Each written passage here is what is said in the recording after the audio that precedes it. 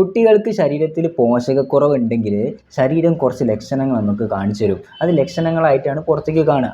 ഈ ലക്ഷണങ്ങൾ ഉണ്ടോ എന്ന് നോക്കുക. എന്നിട്ട് ഇത് ഉണ്ടെങ്കിൽ അതിന് വേണ്ട സപ്ലിമെൻറ്റ്സ് അല്ലെങ്കിൽ ഫ്രൂട്ട്സ് അതേപോലെ ഫുഡൊക്കെ കഴിച്ചാൽ തന്നെ ഇത് ശരിയായിട്ട് കിട്ടും നമുക്ക്. അപ്പോൾ ഇത് എന്തൊക്കെയാണ് ലക്ഷണങ്ങൾ, അത് എന്തൊക്കെ പോഷകങ്ങൾ കുറയുമ്പോഴാണ് ഉണ്ടാവുക, ഇതൊക്കെ നമ്മൾ ശരിക്കും മനസ്സിലാക്കി വെക്കുക. അത് ഞങ്ങൾക്ക് ശരിക്കും പറഞ്ഞുതരാം. ഞാൻ doctor Muhammad Shibili, Pookottu homeopathic and counselling centre, Malappuram. അപ്പോൾ ഒന്നാമതായിട്ട് കുട്ടികൾ മണ്ണ്, ഐസ്, പെൻസിൻ്റെ ബാക്കിലെ റബ്ബർ, ഇതൊക്കെ ചവച്ചരച്ച് നന്നായിട്ട് കഴിക്കുന്നുണ്ട്.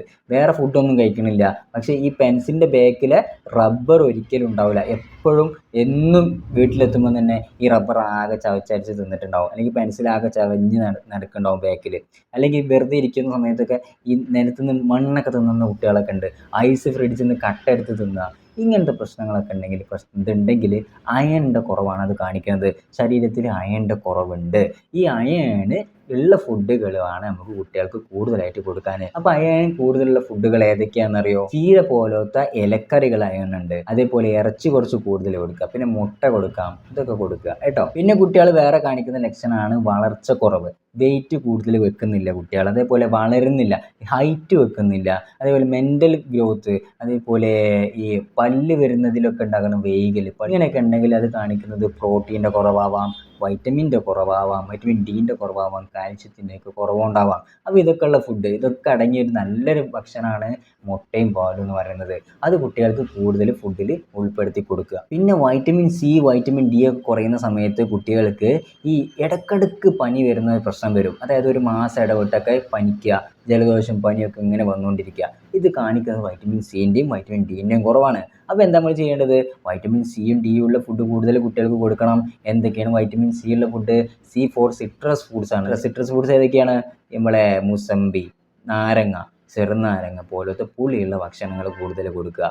പിന്നെ വൈറ്റമിൻ ഡിൻ്റെ കുറവാണെങ്കിൽ നമ്മൾ എന്ത് ചെയ്യണം? ഒരു സൺലൈറ്റ് കിട്ടാനുള്ള, അതായത് സൂര്യവെളിച്ചം കൊള്ളാനുള്ള ഒരു അവസ്ഥ ഉണ്ടാക്കി കൊടുക്കണം. അത് 10 മണിൻ്റെയും ഉച്ചയ്ക്ക് 3 മണിൻ്റെയും ഇടയിലുള്ള സൂര്യവെളിച്ചം വേണം കൊള്ളാൻ. അതൊരു 10-15 മിനിറ്റ് കൊണ്ടാൽ തന്നെ, ഒരു ദിവസം കൊണ്ടാൽ തന്നെ മതി. പിന്നെ കുട്ടികളുടെ മുടി തീരെ കട്ടി കുറഞ്ഞു വരിക, അത് പെട്ടെന്ന് പൊട്ടിപ്പോവുക. മുടി ഇങ്ങനെ പൊട്ടി നമ്മൾ പൊട്ടിച്ച് നോക്കുമ്പോൾ പെട്ടെന്ന് പൊട്ടിപ്പോവുക. ഇത് കാണിക്കുന്നത് പ്രോട്ടീൻ്റെ കുറവാണ്. അപ്പോൾ പ്രോട്ടീൻ്റെ കുറവുണ്ട് എന്നുണ്ടെങ്കിൽ നമ്മൾ എന്താ ചെയ്യേണ്ടത്? പ്രോട്ടീൻ കൂടുതലുള്ള ഫുഡ് കൊടുക്കണം. ഏതൊക്കെയാണ് പ്രോട്ടീൻ കൂടുതലുള്ള ഫുഡ്? നമുക്കറിയാം, പാല്, മുട്ട പോലത്തെ ഫുഡുകൾ തന്നെയാണ്. ഇറച്ചിയും മീനും ഒക്കെ നന്നായിട്ട് കൊടുക്കുക കുട്ടികൾക്ക്. ഓക്കെ. പിന്നെ ഇതേപോലെ തന്നെയാണ് നഖത്തിൽ മാറ്റങ്ങൾ വരും. നഖം ഈ കാണുന്നത് പോലെ സ്പൂണ് പോലെയാവും. ഇങ്ങനെ കുഴിഞ്ഞിട്ട് നഖത്തിൻ്റെ കട്ടി കുറഞ്ഞിട്ട് നഖവും മുടീനെ പറഞ്ഞ പോലെ അത് പൊട്ടി പോരുകയും ചെയ്യും. ഇത് കാണിക്കുന്നത് അയണിൻ്റെ കുറവാണ് കേട്ടോ. അപ്പോൾ അയൺ നമ്മൾ നേരത്തെ പറഞ്ഞില്ലേ, അയൺ കുറഞ്ഞാൽ എന്താ ചെയ്യേണ്ടതെന്നുള്ളത്, അതൊക്കെ കൊടുക്കുക ഫുഡൊക്കെ കേട്ടോ. പിന്നെ കുട്ടികൾക്ക് വൈറ്റമിൻ B12 കുറയുമ്പോൾ വായിൽ നന്നായിട്ട് ഇടയ്ക്കിടയ്ക്ക് പുണ്ണ് വന്നുകൊണ്ടിരിക്കും. ഒരു വട്ടം വരും, നമ്മൾ മെഡിസിൻ കഴിക്കും, മാറും, പിന്നെയും വരും, അങ്ങനെ ഇടയ്ക്കിടയ്ക്ക് വന്നുകൊണ്ടിരിക്കുക. ഇങ്ങനെ വരുന്ന സമയത്ത് വൈറ്റമിൻ B12 കുറവാണെന്ന് മനസ്സിലാക്കുക. എന്നിട്ട് വൈറ്റമിൻ B12 ഉള്ള ഫുഡുകൾ കൊടുക്കുക. ഇറച്ചി, മീനും. ഒരിക്കലും നമ്മൾ പച്ചക്കറികൾ കൊടുത്താൽ വൈറ്റമിൻ B12 കിട്ടൂല. അങ്ങനെയാണെങ്കിൽ ഇറച്ചി, മീൻ നന്നായിട്ട് കൊടുക്കണം. ഇറച്ചി, മീൻ, മുട്ടയൊക്കെ നന്നായിട്ട് കൊടുക്കുക കേട്ടോ. പിന്നെ അധികം ആൾക്കാരും എന്ന് പറയുന്ന ഒരു കംപ്ലൈൻ്റാണ് കുട്ടിക്ക് വിശപ്പില്ല എന്നുള്ളത്. ഈ ഒരു വിശപ്പില്ലായ്മ സിങ്കിൻ്റെയും അയണിൻ്റെയൊക്കെ കുറവിലും കാണിക്കാറുണ്ട്. അപ്പോൾ ഇതിനെന്താ ചെയ്യേണ്ടത്? മുട്ടയും ഇറച്ചിയും കൊടുക്കുക.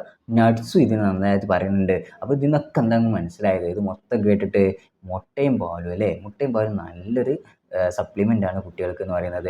മുട്ടയും പാലും കുട്ടികൾക്ക് കൊടുക്കുന്നത് ശീലാക്കിയാൽ തന്നെ നമുക്ക് ഏകദേശം ഇതിൽ പറഞ്ഞതൊക്കെ നമുക്ക് ഏകദേശം തടയാൻ പറ്റും. മുട്ട ഒരു ദിവസം 2 മുട്ടയൊക്കെ കുട്ടികൾക്ക് കൊടുത്തോളേ.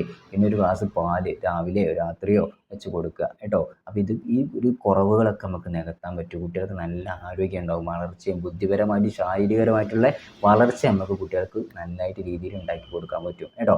അപ്പോൾ ഈ കാര്യങ്ങളൊക്കെ ശ്രദ്ധിക്കുക. അപ്പോൾ ഓക്കെ, ഞാൻ doctor Muhammad Shibili, Pookottu homeopathic and counselling centre, Malappuram.